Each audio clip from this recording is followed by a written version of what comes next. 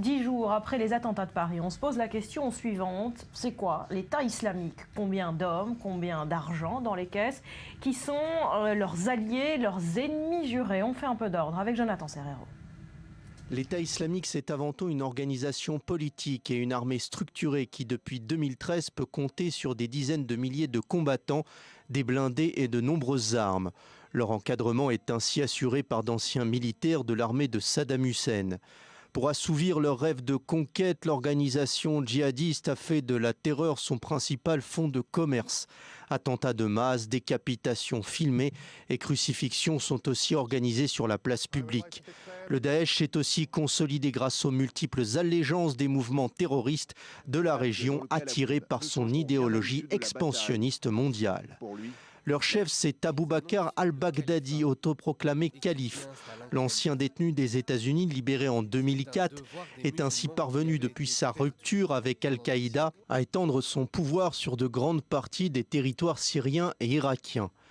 Des conquêtes rendues possibles grâce aux alliances conclues avec d'anciens responsables de l'armée de l'ancien dictateur de Bagdad.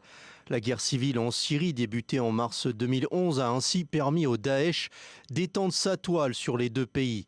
Et pour cause, le président Bachar el-Assad a, malgré ses condamnations de façade, toujours pris le soin d'éviter d'entrer en confrontation directe avec les troupes de l'État islamique dans son pays.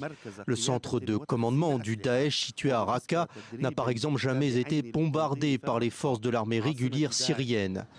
La machine de la terreur a alimenté le réservoir financier de l'État islamique. Les pillages des banques irakiennes, la revente de patrimoine archéologique, ainsi que la contrebande du pétrole et du gaz naturel, notamment avec la Turquie, ont permis de grossir ces caisses.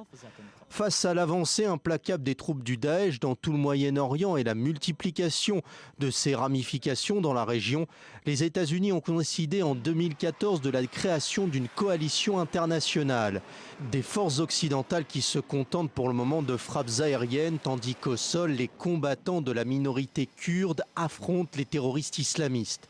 Les opérations coordonnées de la coalition ont repris ces dernières semaines à l'État islamique les villes de Kobané en Syrie, de Sinjar et Tikrit en Irak. Et au cœur du dispositif de Daesh, un fief, la ville de Raqqa. Au printemps 2013, les premiers djihadistes y font leur apparition en janvier 2014. Ils en font la capitale de leur califat autoproclamé. Aujourd'hui, Raqqa est aussi bien le QG des islamistes qu'une prison à ciel ouvert pour les civils qui y vivent encore. Betsabe. Des civils qui vivent encore, car beaucoup ont déserté la ville. 200 000 habitants, c'est plus ou moins ce qu'il y avait à Raqqa il y a 3 ou 4 ans, sauf que la population elle a changé, alors que des dizaines de milliers de Raqqa-Ouis sont partis pour échapper à ces lois du califat. Les hommes et les femmes de Daesh se baladent dans la rue comme s'ils étaient chez eux, la kalash sous le bras. Bien souvent, des étrangers qui sont venus renforcer les rangs de Daesh et ne se sont pas gênés par la même occasion pour récupérer les maisons de ceux qui avaient dû s'enfuir, car l'autorité de Daesh, elle est partout à Raqqa, notamment pour les femmes, pas le droit de sortir sans un homme, qui plus est un parent proche, des règles vestimentaires extrêmement strictes, et cela dès le plus jeune âge, pour des filles même de 8 ou 9 ans, plusieurs épaisseurs, 3 voiles, des gants noirs, c'est le code vestimentaire le plus strict des pays islamiques. Il y a même une police vestimentaire, là encore, des femmes qui souvent d'ailleurs viennent de l'étranger.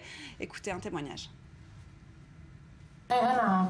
عاقبنا كثير يعني عرفت واحدة هي وزوجها كمان كانوا ماشيين بالشارع كانت عبايتها مرسوم عليها من ورا واضطرينا ناخذها هي وزوجها كمان هاي أنا جلدتها يعني وزوجها كمان انجلد. Can you tell us about how you felt when you were punishing people in that way? وبعدين طلع يعني قوانين لازم تلتزم بالقوانين. Voilà, il n'y a pas que les motifs, élever la voix, porter du parfum, ce sont autant de raisons pour vous arrêter, voire vous torturer.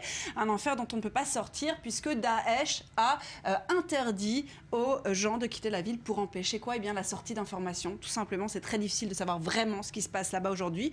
Alors, on communique de là-bas vers l'extérieur grâce à Internet, comme on peut, puisque qui dit Internet dit cybercafé et au passage dit hommes de Daesh qui, bien sûr, surveillent de très près tout ce qui s'y passe. Évidemment, alors une prison à ciel ouvert également à cause des bombardements. Ils se sont intensifiés ces derniers jours sur cette ville de Raqqa. En plus, entre le bruit, la peur, les coupures d'eau, d'électricité, ces bombardements terrorisent la population. Beaucoup de gens ont des malaises et même si les frappes françaises sont ciblées, on le sait, les Russes, par exemple, elles, le sont beaucoup moins. Elles visent les marchés, les lieux publics, avec son lot de victimes conséquent, avec leur lot de victimes conséquents. Pourquoi ? Tout simplement parce que les hommes de Daesh ont compris, on connaît bien cette tactique ici, ils se mêlent à la population tout simplement, avec au-delà du risque d'être victime d'une bombe en sortant de chez soi, celui de se retrouver accusé en plus d'avoir donné des renseignements à l'ennemi, puisque ça les rend nerveux, ces raids Daesh. Ils vont tout de suite chercher des espions. Résultat, les Syriens qui vivent encore à Raqqa ne sortent que pour le strict minimum, que pour faire les dépenses indispensables. On n'est pas libre de vivre à Raqqa, on n'est pas libre de sortir à Raqqa, un peu comme en prison en somme. Voilà pour la vie à Raqqa. Le